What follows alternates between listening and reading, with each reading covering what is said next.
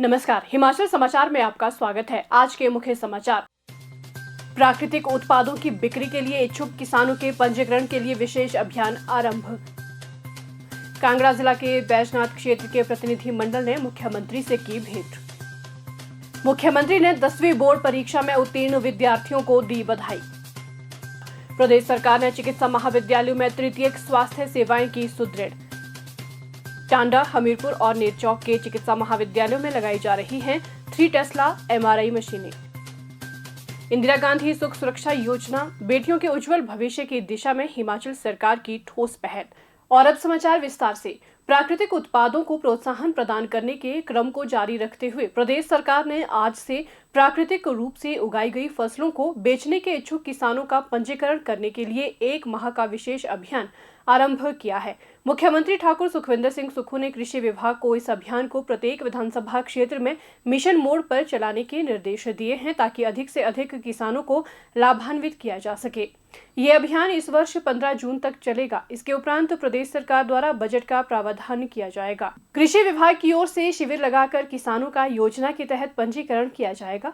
विभाग द्वारा खंड स्तर के अधिकारियों को किसानों की हर संभव सहायता प्रदान करने और अभियान से जुड़ी उनकी शंकाओं का समाधान करने के निर्देश दिए गए हैं। मुख्यमंत्री ठाकुर सुखविंदर सिंह सुक्खू के नेतृत्व में प्रदेश सरकार ने प्राकृतिक रूप से उगाई गई गेहूं, मक्की, कच्ची हल्दी और जौ के लिए न्यूनतम समर्थन मूल्य देने की पहल की है।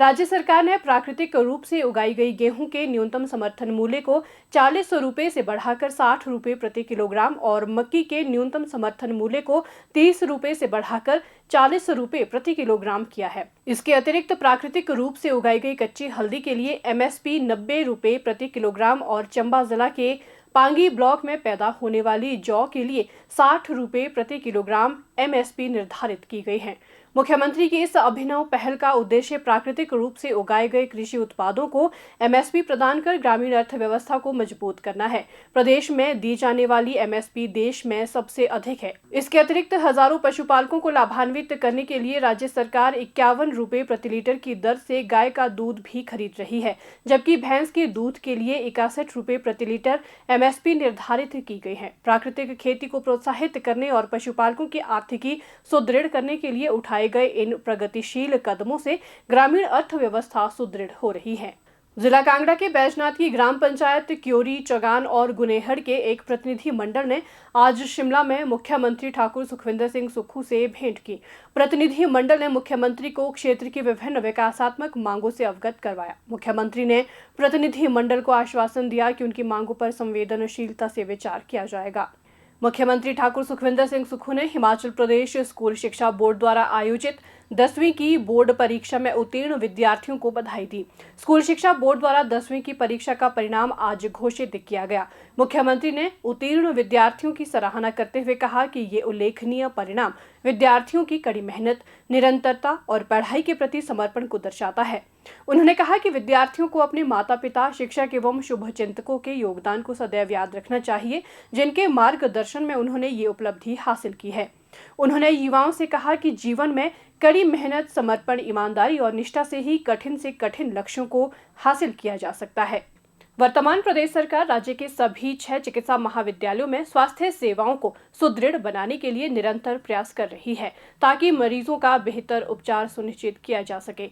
इसके दृष्टिगत मुख्यमंत्री ठाकुर सुखविंदर सिंह सुक्खू के दिशा निर्देशों पर हमीरपुर स्थित डॉक्टर राधाकृष्णन चिकित्सा महाविद्यालय में नेफ्रोलॉजी, न्यूरोलॉजी, गैस्ट्रोएंट्रोलॉजी विभाग स्थापित करने को स्वीकृति प्रदान की गई है। इन विभागों के सुचारू संचालन के लिए कुल 118 पदों को सृजित कर भरने का भी निर्णय लिया गया है। इससे जिला हमीरपुर के अलावा मंडी, ऊना, बिलासपुर और कांगड़ा जिला के मरीजों को भी उत्कृष्ट चिकित्सा उपचार की सुविधा उपलब्ध हो सकेगी।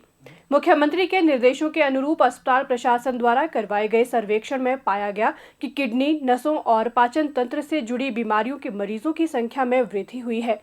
विशेषज्ञ चिकित्सकों के अभाव में मरीजों को IGMC Shimla, Tanda medical college, PGI MR Chandigarh जैसे बड़े चिकित्सा संस्थानों में जाना पड़ता था, लेकिन अब मुख्यमंत्री ने प्रदेश के मेडिकल कॉलेजों में नए विभागों की स्थापना और आवश्यक चिकित्सकों व स्टाफ की नियुक्ति की प्रक्रिया में तेजी लाने के निर्देश दिए हैं।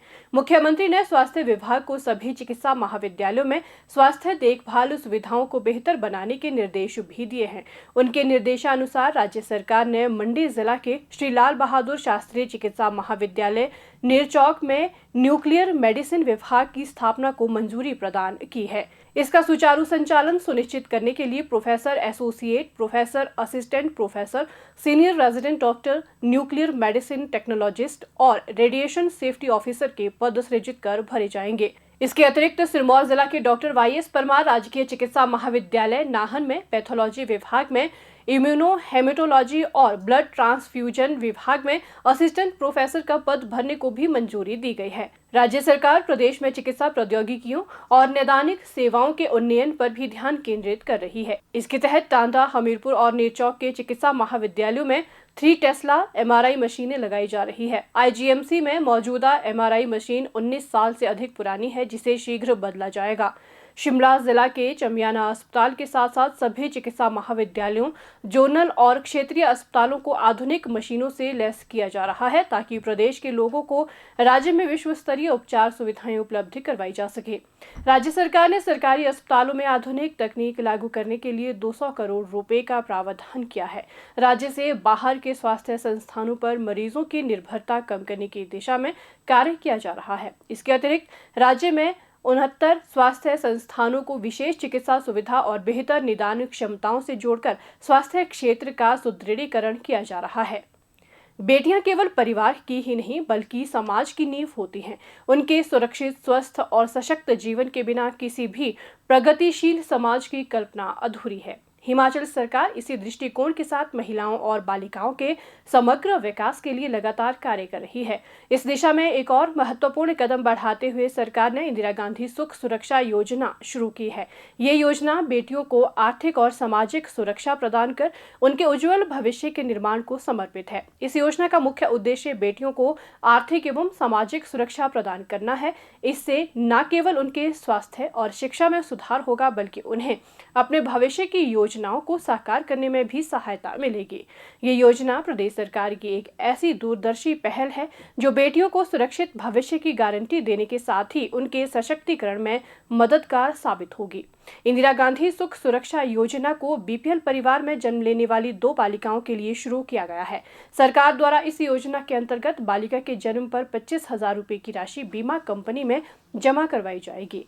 बालिका के माता पिता को प्रति अभिभावक 2 लाख रुपए का जीवन बीमा दिया जाएगा। बीमा की मैच्योरिटी पर यह राशि बालिका को 18 वर्ष की आयु से 27 वर्ष तक उसकी इच्छा अनुसार प्रदान की जाएगी। प्रदेश सरकार महिलाओं और बालिकाओं के समग्र विकास के लिए पूरी तरह प्रतिबद्ध है। इंदिरा गांधी सुख सुरक्षा योजना बेटियों के सुरक्षित भविष्य की दिशा में एक महत्वपूर्ण कदम है, जो न केवल उनकी शिक्षा और आर्थिक सुरक्षा सुनिश्चित करेगी, बल्कि उन्हें आत्मनिर्भर बनाने में भी सहायक होगी।